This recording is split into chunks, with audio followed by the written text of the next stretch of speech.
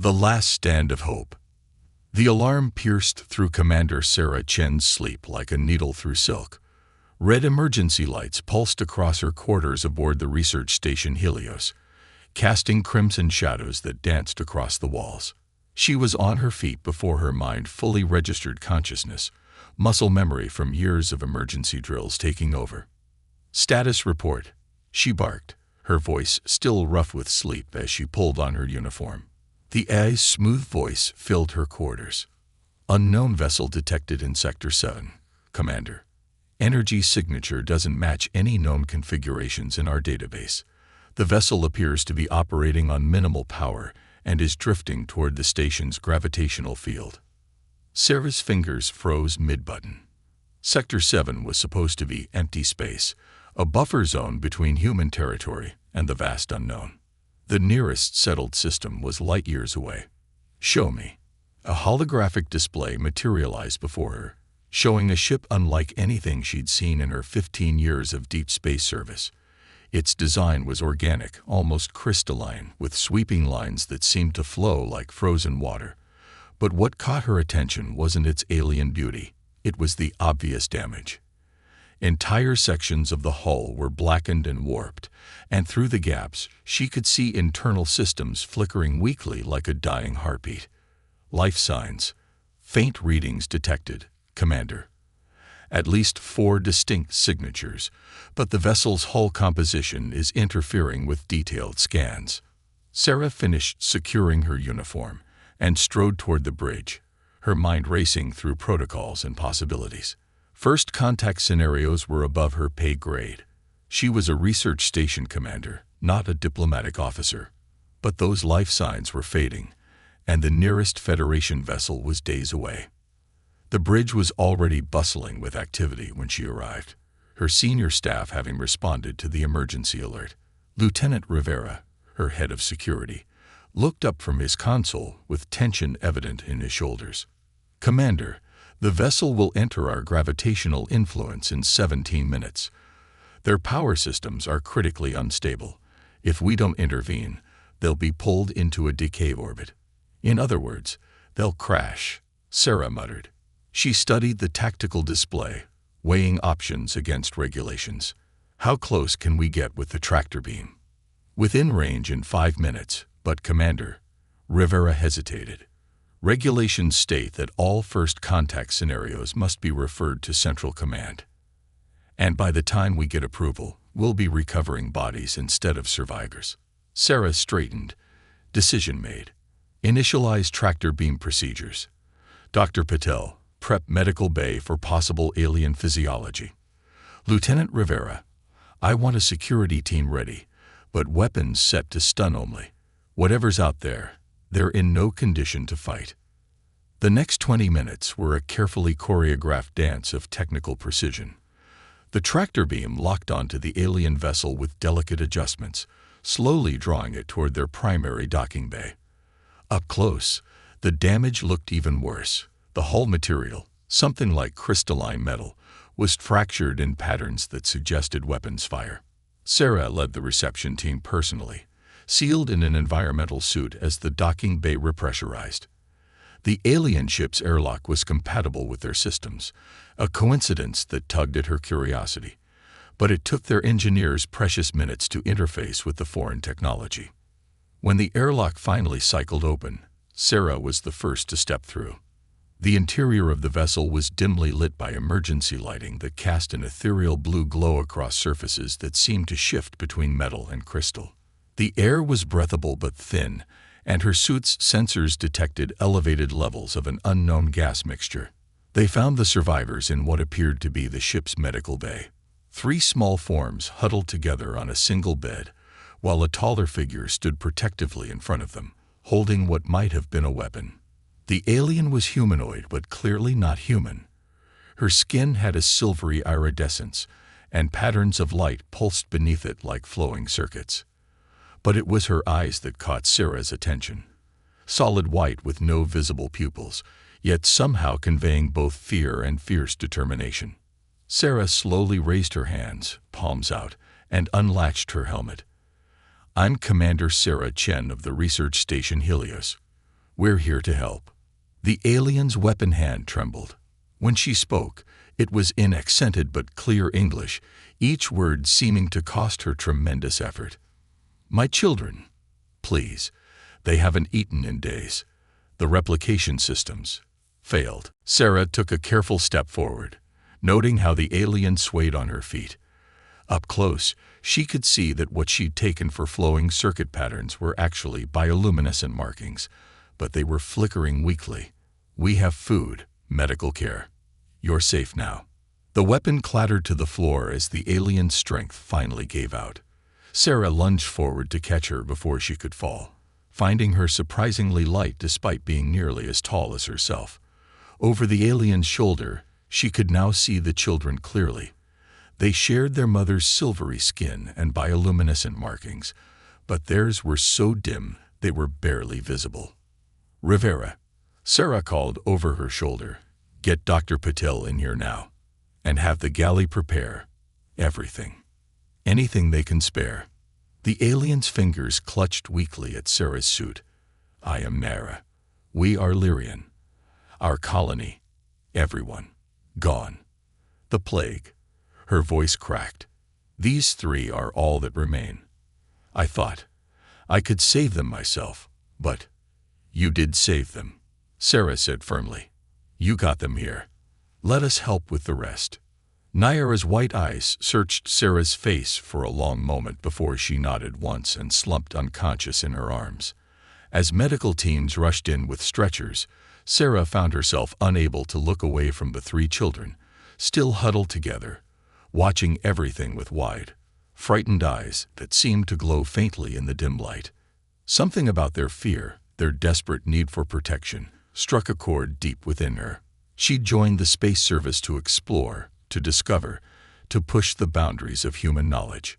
But in this moment, she realized that sometimes the most important discoveries weren't about science or technology. They were about what it meant to be human, to reach across the gulf of space and species to help those in need.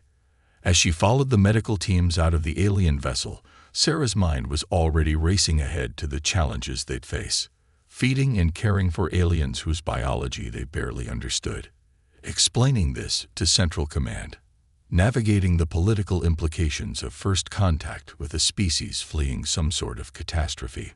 But when one of the children reached out and caught her hand as they were being transferred to stretchers, its small fingers cool against her skin and its bioluminescent markings brightening slightly at the contact, she knew that whatever complications arose, she'd made the right choice. What she couldn't know then was that this moment, this simple decision to help a family in need, would set in motion events that would change not only her life, but the relationship between two species forever. In the medical bay, Dr. Patel worked frantically to analyze Lyrian physiology, while Sarah paced nearby, fielding increasingly urgent communications from Central Command. The children wouldn't let go of each other even as the medical team worked around them, their markings pulsing in sync, as if sharing some silent communication. "Their base biology is remarkably similar to ours in some ways," Dr. Patel reported, studying readings that scrolled across his screens. "They appear to have a form of photosynthetic capability through those bioluminescent markings. They literally feed on light energy in addition to solid nutrition. But they're severely malnourished on both counts." Sarah watched as nurses set up high-intensity full-spectrum lights around the medical beds. Almost immediately, the children's markings began to pulse more strongly. And Naira, exhausted, dehydrated, and showing signs of radiation exposure. She literally kept herself going on willpower alone, whatever they were running from. He shook his head. "Commander, their ship's logs might tell us more, but the encryption—" "I'll worry about the logs later," Sarah interrupted. "Focus on keeping them alive. I'll deal with command." As if on cue, her communication device chimed again. She stepped into the corridor to take the call, knowing what was coming. Sure enough, Admiral Hayes' holographic image appeared before her, his expression stern. "Commander Chen, you've violated at least 7 different first contact protocols in the last hour. This had better be good." Sarah straightened her shoulders. "Sir, We have 4 survivors of an unknown catastrophe, including 3 children. Their ship was minutes away from a fatal crash. With respect, sir, I stand by my decision. Hayes's expression softened slightly. The humanitarian argument won't save you from the political fallout, Sarah. We're flying blind here. Who are they? Where did they come from? And what were they running from? They're called Lyrians, sir. Beyond that, she glanced back through the medical bay window, where the children were now sitting up, cautiously accepting small amounts of nutrient broth. I think we're about to find out. The Admiral sighed. A team from Central Command will arrive in 48 hours. Until then, they're your responsibility. And Sarah, his hologram flickered. Be careful. Desperate refugees rarely tell the whole story. As the hologram faded, Sarah turned back to the medical bay window. One of the children caught her eye and raised a small hand in what might have been a wave, its markings brightening momentarily. She waved back, wondering what stories these survivors carried with them across the stars, and what price those stories might demand of them all. The next few hours would prove crucial in more ways than she could imagine, as the true nature of their guests, and the danger that followed them, began to unfold. Bonds forged in starlight. 26 hours after the rescue, Sarah stood in her private observation deck, watching the alien ship through the reinforced windows. Engineering teams swarmed over its crystalline hull like careful ants, studying its technology while searching for clues about its origins. The ship's logs remained stubbornly encrypted, and Nyara had been unconscious for most of the day, leaving them with more questions than answers. A soft chime announced Dr. Patel's arrival. "Commander, you should see this."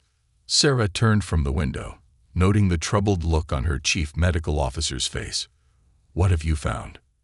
"The children's blood work shows traces of something extraordinary." He projected a holographic display between them, showing complex molecular structures that shifted and changed as they watched. "Their immune systems are fighting something I've never seen before. It's not exactly a virus, not exactly a bacteria. It's almost as if what? As if someone engineered it to be specifically devastating to their species." He manipulated the display, highlighting certain patterns. But here's the fascinating part. Their bodies are adapting to it. Not just fighting it, but actually incorporating elements of it into their own cellular structure. Sarah frowned, studying the dancing molecules. "Is it contagious?" "No, thankfully. It appears to be species-specific. But, Commander," he hesitated, "whatever this is, it's incredibly sophisticated. This isn't some natural plague. Someone created this." Before Sarah could respond, her comm unit chimed. "Commander," Lieutenant Rivera's voice was tense. "Nyara is awake. And you need to see this." In the medical bay, Sarah found Rivera standing near Nyara's bed, his hand hovering near his sidearm. The reason was immediately apparent.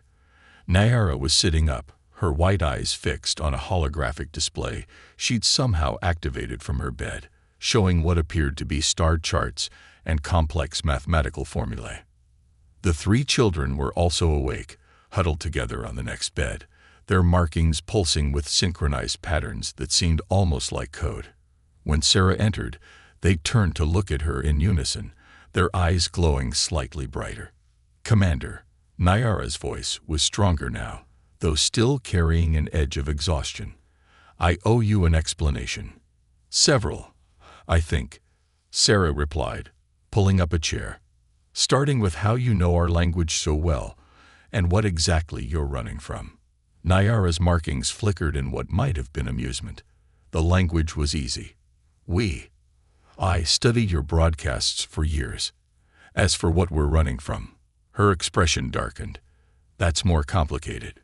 She gestured to the holographic display, expanding it to show a star system Sarah didn't recognize. "Our colony was here, on the 3rd planet of the Lyra 9 system. We were a research outpost, primarily. Our species, we're natural synthesists. We can absorb and incorporate beneficial traits from other organisms. It makes us excellent biochemists. And dangerous potential weapons, Rivera muttered. Nyara's markings dimmed. Yes, that's what they thought too. The hegemony. She spat the word like a curse. They saw us as a threat. Our abilities, our research. They claimed we were developing biological weapons. The plague was their solution. Sarah leaned forward. The hegemony, a coalition of species from the galactic core. They enforced their vision of order. Nyara's hands clenched in her lap. When they learned of our research into rapid adaptation, they decided we were too dangerous to exist. The plague was designed to target our adaptive abilities, turn them against us. It killed thousands in days. Those who didn't die immediately began to change. One of the children made a soft sound, and Nyara reached out to them, her markings pulsing in what seemed to be a soothing pattern. The children's own markings synchronized with hers, and they calmed. These three, Nyara continued, they're special. Their bodies didn't just fight the plague. They're evolving because of it, becoming something new, something that could save what's left of our species. She turned her white eyes to Sarah. That's why we ran. The hegemony would rather see us extinct than evolve beyond their control. Dr. Patel stepped forward, excitement evident in his voice. The molecular changes I detected. You're saying these children could be the key to a cure. Not just a cure. Nyara's markings brightened. An evolution. A way for our species to become stronger, to ensure this can never happen again. But we need help. Resources. Protection. She looked directly at Sarah. Commander, I know I'm asking for more than we have any right to expect, but... A sudden alarm cut through the air, and Rivera's comm unit crackled. Lieutenant, long-range sensors are picking up multiple ships entering the system. Energy signatures matched the damaged sections on the alien vessel. Sarah was on her feet instantly. How many? 3 ships, Commander. Heavy cruiser class. They'll be within weapons range in 6 hours. The children clutched each other tighter, their markings pulsing rapidly in obvious fear. Nyara's face had gone pale, her own markings almost completely dark. They found us, she whispered. The hegemony. They must have tracked our radiation trail. Sarah looked between Nyara and the children, then at her officers. In 6 hours, she would have to make a decision that could start a war. But looking at those frightened children, seeing the desperate hope in Nyara's eyes, she already knew what she would choose. Dr. Patel, how quickly can you document your findings about the children's adaptation to the plague? Rivera, I need options for hiding the ship in sensor shadows. And you, she turned to Nyara, need to tell me everything you know about hegemony tactics and technology. Commander, Rivera protested, regulations clearly state. Regulations don't account for genocide, Lieutenant. Sarah's voice was steel. And I won't stand by and watch children die because of political convenience. Nyara's markings suddenly flared with brilliant light, causing everyone to step back. When she spoke, her voice carried a weight of emotion that seemed to resonate through her bioluminescent patterns. You would defend us. Risk war with the hegemony. Sarah met her gaze steadily. I'm human. We have a long history of standing up to bullies, especially when they target children. Now let's figure out how to survive the next 6 hours. As her officers rushed to their tasks, Sarah caught a glimpse of the children watching her. Their markings were pulsing in a pattern she hadn't seen before, stronger, more confident. One of them smiled at her, a surprisingly human gesture that made her heart clench. She didn't know it then, but that smile would become the symbol of everything she was fighting for in the hours to come. Because sometimes the most human thing you can do is stand up for those who aren't human at all. The next 6 hours would test not just their tactical skills and technological capabilities, but the very foundations of what it meant to be human and what it meant to be family. As Sarah began coordinating their defense, she couldn't help but wonder if she was starting something much bigger than a simple rescue mission. The stars seemed to watch silently through the station's windows as humans and Lyrians worked together, racing against time to prevent another genocide. And somewhere out there in the darkness, 3 hegemony ships were bearing down on them, carrying with them the weight of an impossible choice: submit to their version of order, or fight for the right to evolve beyond it. Sarah had made her choice. Now she just had to make sure they all lived long enough to see its consequences. The price of trust. 5 hours and 17 minutes before the hegemony ships would arrive, Sarah found herself in the heart of the station's engineering section, watching as Naira's fingers danced across a hybrid interface of human and Lyrian technology. The alien woman's markings pulsed with concentrated effort as she worked to integrate her ship's defensive systems with the station's shields. Their weapons are designed to disrupt our biological functions, Naira explained, her white eyes reflecting the holographic displays surrounding them. They target the same cellular mechanisms as the plague, but more directly. Your shields alone won't stop them. Chief Engineer Marcus Wong shook his head in amazement as he studied the modifications. The way you're synchronizing the crystalline resonance patterns with our shield harmonics, it's brilliant. But the power requirements will drain our reserves in less than an hour, Sarah finished, having already done the calculations. We need a better solution. A soft chirp from the doorway drew their attention.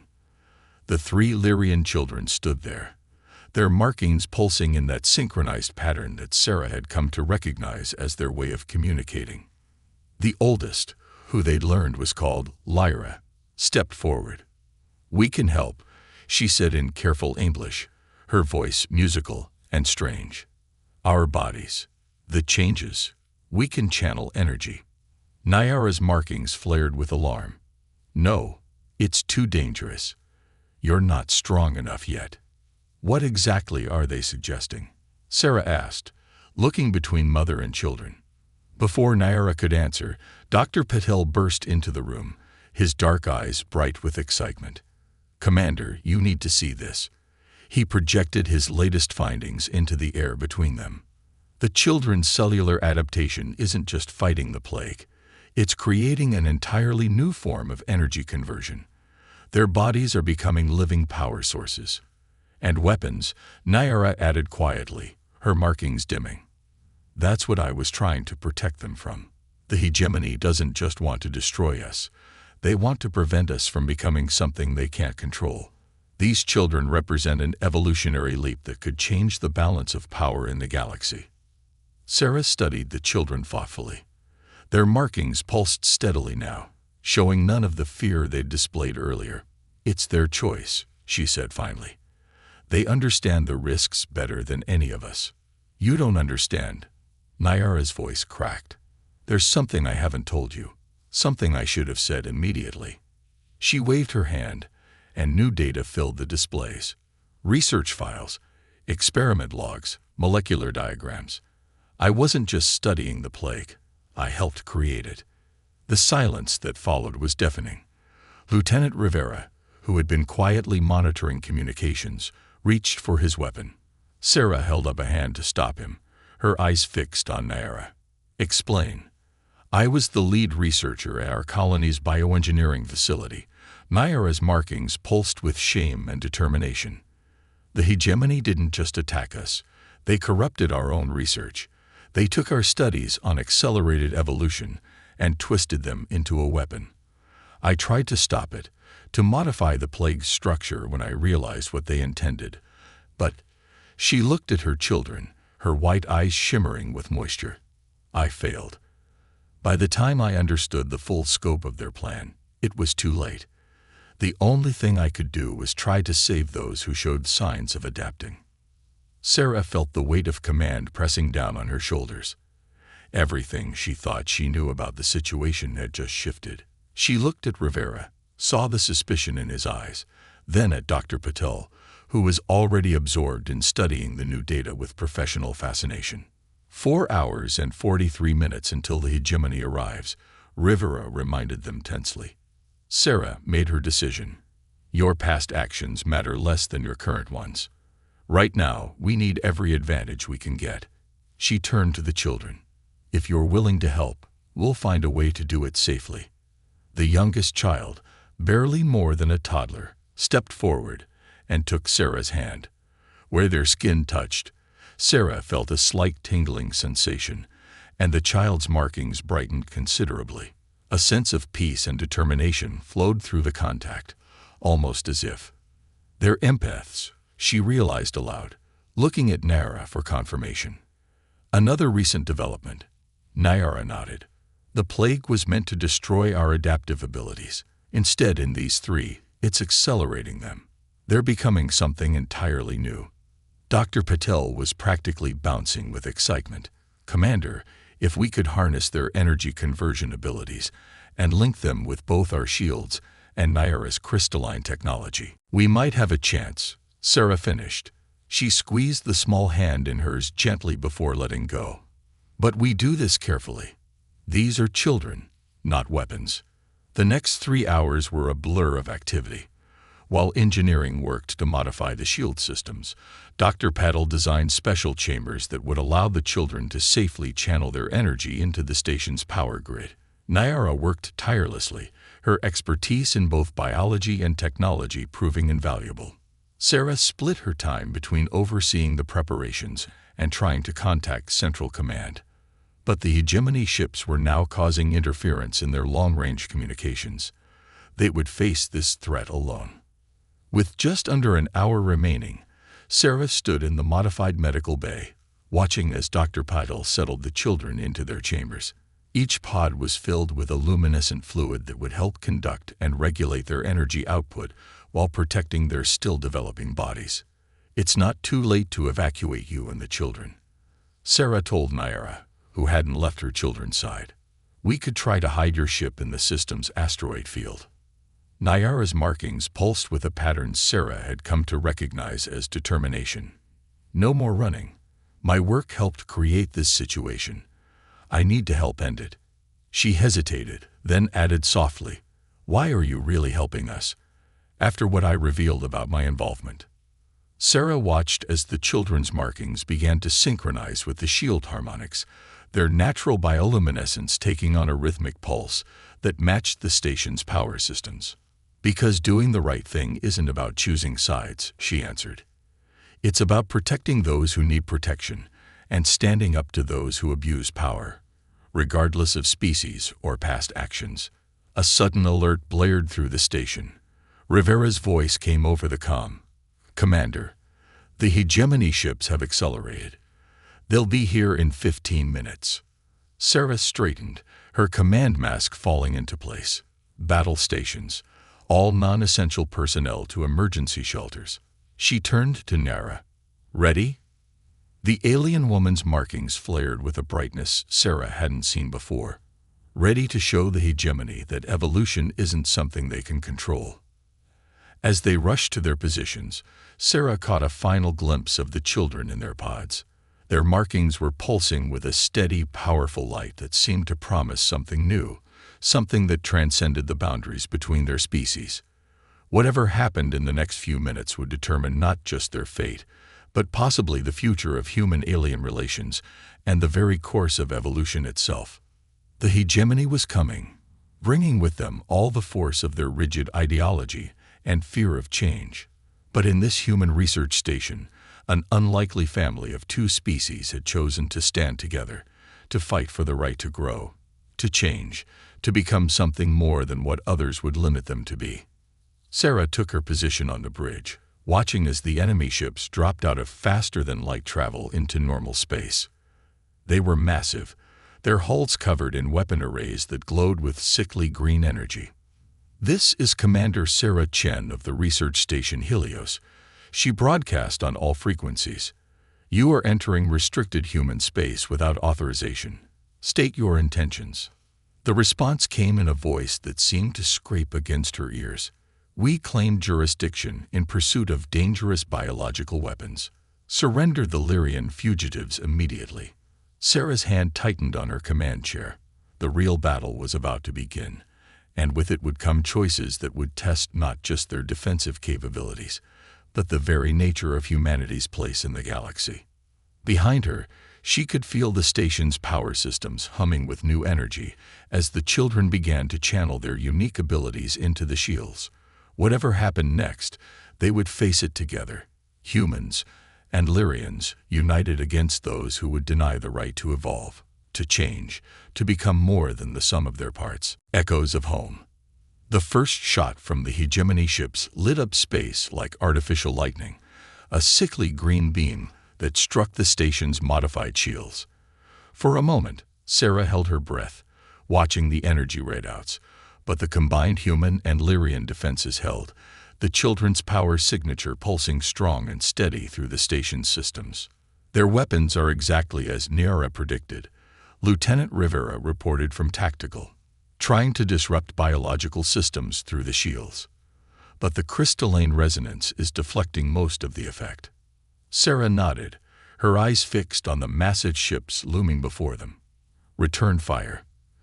Conventional weapons only. Let's not show all our cards yet. The station's defense batteries opened up, sending streams of plasma fire toward the nearest hegemony vessel. Their shields absorbed the attacks easily, barely flickering under the assault. "Commander," the communication officer called out. "They're broadcasting again." "Put it through." The same grating voice filled the bridge. "Your interference in internal hegemony matters will not be tolerated. The Lyrian biological weapons must be contained. This is your final warning." Sarah's jaw tightened. "Those biological weapons are children, and they're under my protection. This is your final warning. Leave human space immediately." The response came in the form of another barrage, this time from all three ships simultaneously. The station shuddered under the impact, but the shields held, barely.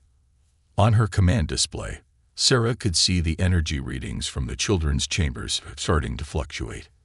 "Dr. Patel, status of our guests." "The children are stable but starting to strain." His voice came through with an edge of concern.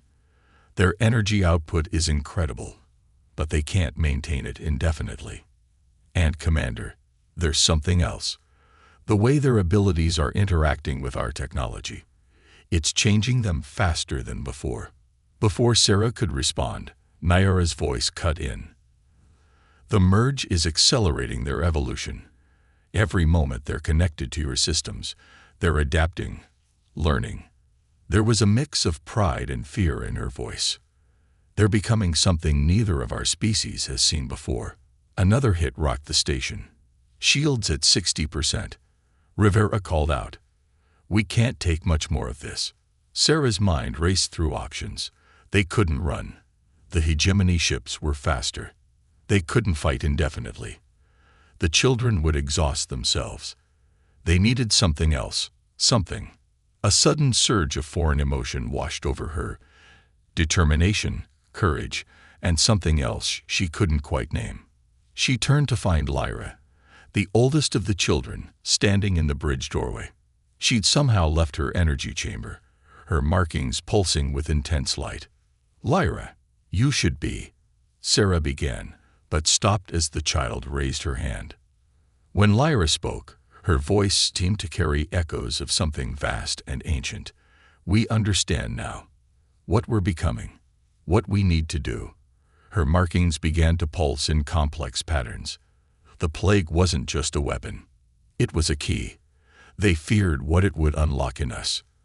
Dr. Patel's voice came through again, excited. "Commander, the other children, their genetic structure is stabilizing into something entirely new. It's like they're reaching some kind of predetermined potential." Another blast hit the station, harder this time. "Shields at 40%, Rivera shouted. Lyra stepped forward, her small hand reaching out to touch the tactical display. Where her fingers met the holographic interface, patterns of light spread like flowing water. "We can show you," she said softly. "What they fear, what we can become." Through the bridge windows, Sarah watched in amazement as crystalline structures began to grow across the station's hull, spreading like living frost. The shields shifted, taking on a pearlescent quality that reflected the hegemony's weapons back at them. "Energy readings off the scale," someone shouted. "The whole station is resonating with some kind of crystalline frequency." Sarah felt it then, a presence in her mind, not invasive but inviting. Through it, she understood what the children had become, not weapons, but bridges. They had evolved past the boundaries of single species, becoming living interfaces between different forms of life and technology. They're not just adapting to survive the plague. Nyara's voice came through filled with wonder. They're adapting to unite us, to show us a way past the hegemony's vision of separated, controlled species. The hegemony ships fired again, but this time their weapons seemed to pass through the station's shields like light through a prism, emerging as harmless rainbow patterns against the hull. On Sarah's tactical display, she could see power readings she'd never imagined possible. They're part of the station now, Dr. Paddle reported in awe. Their genetic structure has stabilized into something that can interface directly with both organic and technological systems. They're not just channeling energy, they're transforming it. Sarah watched as Lyra's markings pulsed in sync with the station's power core, with the crystalline growth on the hull, with her siblings in their chambers. The child turned to her with eyes that now swirled with galaxies of color. "We can show them another way," Lyra said. "Not conquest, not control. Connection."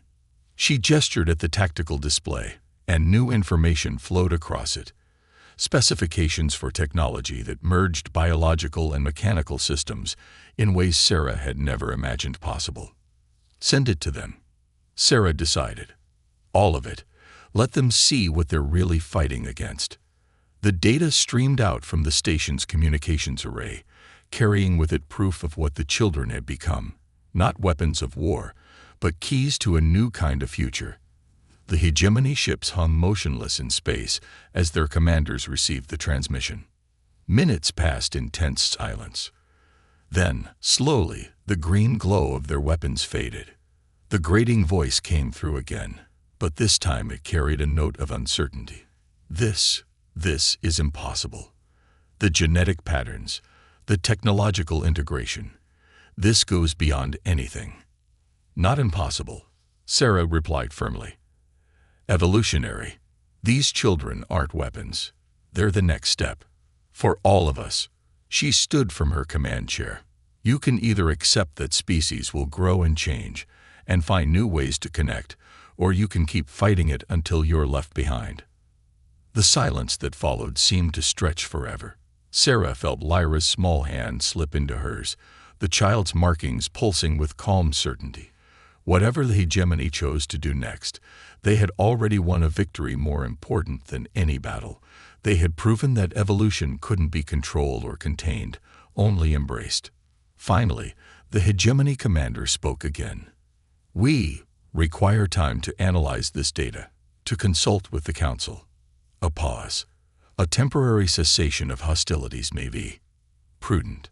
Sarah felt the tension on the bridge ease slightly, but she kept her voice firm. "Take all the time you need. But understand this, any future attempts to harm these children or prevent their development will be considered an act of war against humanity."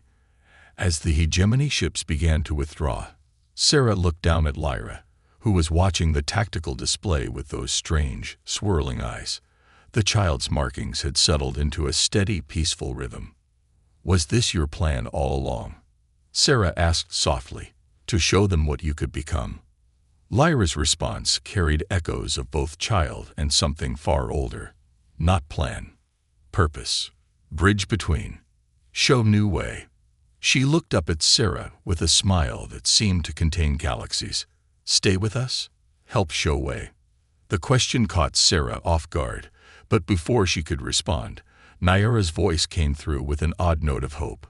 "Commander, Sarah, there's something else you need to see, something about how the children's new abilities might affect human genetics." The implications of that statement hung in the air as Sarah looked between the tactical display, showing the retreating hegemony ships, the crystalline patterns now covering the station's hull, and the small, extraordinary child whose hand she held. She had a feeling that the real changes, for herself, for humanity, and for the galaxy, were only just beginning. Tomorrow's dawn. 2 weeks after the hegemony's retreat, Sarah stood in her quarters, staring at the crystalline growths that now decorated the station's interior walls like living art. They pulsed gently with bioluminescent patterns that matched the children's markings, a constant reminder of how much had changed in such a short time. The door chimed, and Nyara entered, her own markings glowing with newfound strength. The past weeks had transformed her as well. No longer the desperate refugee, she moved with the confident grace of a scientist on the verge of world-changing discoveries. "The latest test results are in," she said without preamble, projecting a holographic display between them. "The children's genetic changes aren't just stable. They're transmissible, not directly, but through a kind of resonance they generate. They can awaken similar potential in others." Sarah studied the complex molecular diagrams floating in the air. "In humans, too?" "Yes." Nyara's markings pulsed with excitement. "Your species' genetic structure is remarkably adaptable. The children's presence is already affecting the station's crew. Subtle changes, but increasing. Dr. Patel estimates that prolonged exposure could lead to the development of abilities similar to our bioluminescent communication. Evolution by proximity." Sarah mused, thinking of the strange dreams she'd been having lately, full of colors she'd never seen before. No wonder the hegemony was afraid. They're still afraid. Nyara waved her hand, bringing up another display showing long-range sensor data. Their ships remain at the edge of the system, watching. The council is divided. Some want to study what's happening here. Others, she trailed off, want to destroy it before it can spread. Sarah finished. She'd been expecting this. "That's why you haven't accepted their offer of amnesty." Nyara's markings dimmed slightly. "We can't go back. Not now. What's happening here, what the children represent, it's too important." She hesitated, then added softly, "That's why I need to ask you something. Something impossible." Before she could continue, they were interrupted by the sound of laughter from the corridor. The door slid open to reveal Lyra and her siblings playing with a group of human children from the station's civilian section. The human children's skin showed faint traces of bioluminescence, ghostly patterns that echoed the Lyrian's markings.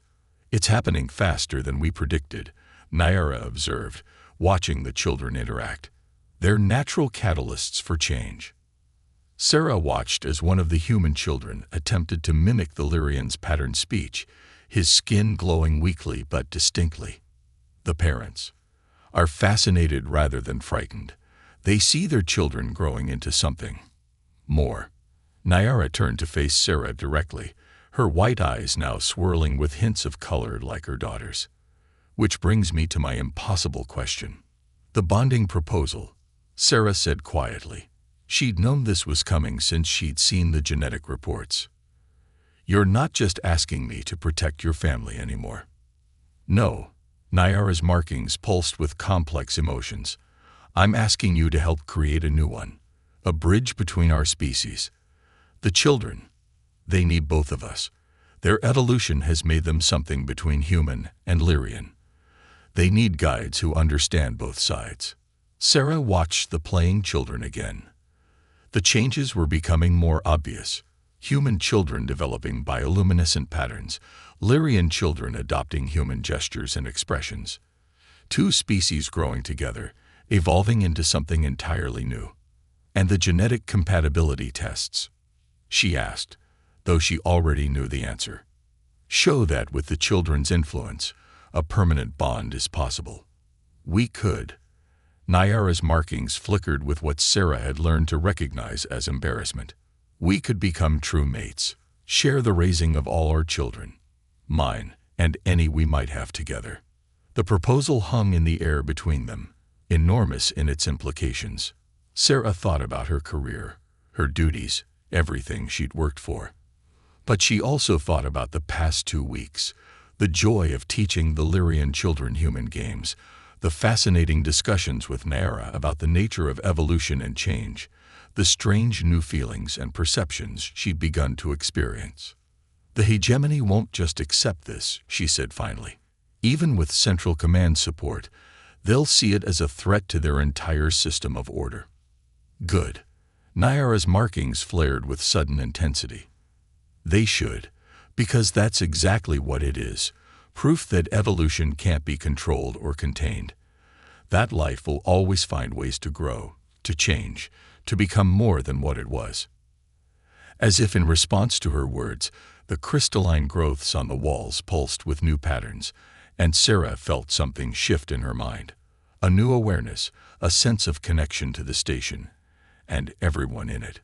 She looked at her own hands and saw faint traces of luminescence beginning to form under her skin. "It's already happening, isn't it?" she asked, even without a formal bond. "Yes." Nyara stepped closer. "The children's presence is affecting everyone on the station to some degree.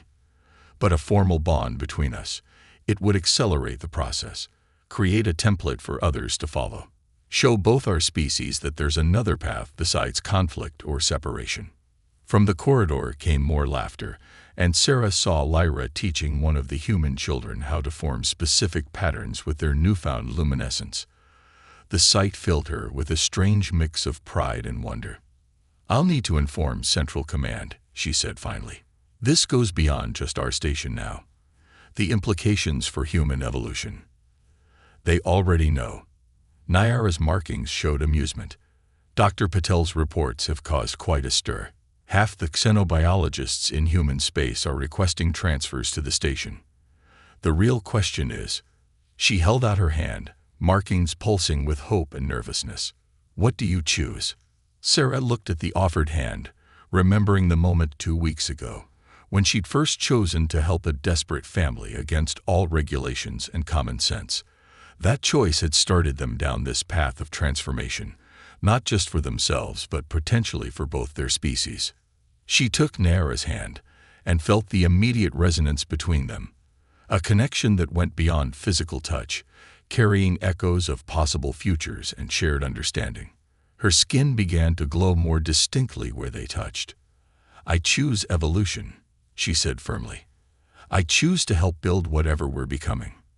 Nyara's markings blazed with joy, and behind them, the children, both human and Lyrian, cheered.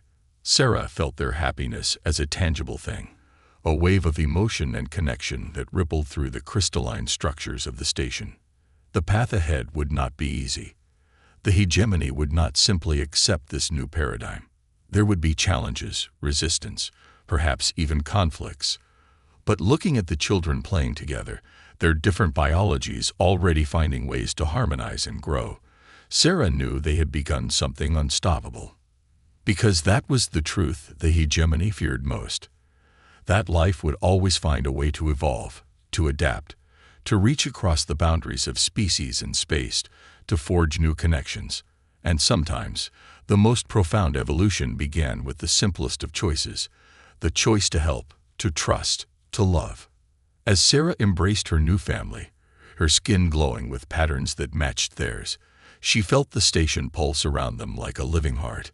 In the depths of space, watched by stars and hegemony ships alike, something new was being born.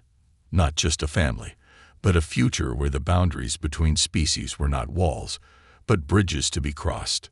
The next chapters of their story were yet to be written, but one thing was certain. They would write them together, humans and Lyrians, parents and children, all evolving toward a tomorrow that none of them could predict, but all of them would help create. This was more than just a tale of survival now. It was a story of transformation, of hope, of the infinite possibilities that arose when different forms of life chose to grow together rather than apart. And it had begun, as so many great changes do, with a simple act of compassion. A human commander choosing to help a desperate alien mother and her children. In the end, that was humanity's greatest strength. Not its technology or its weapons, but its capacity to reach out across the stars and choose love over fear, evolution over stagnation, hope over control. And in that choice lay the seeds of a future that even the hegemony, with all its power, could not prevent from blooming among the stars.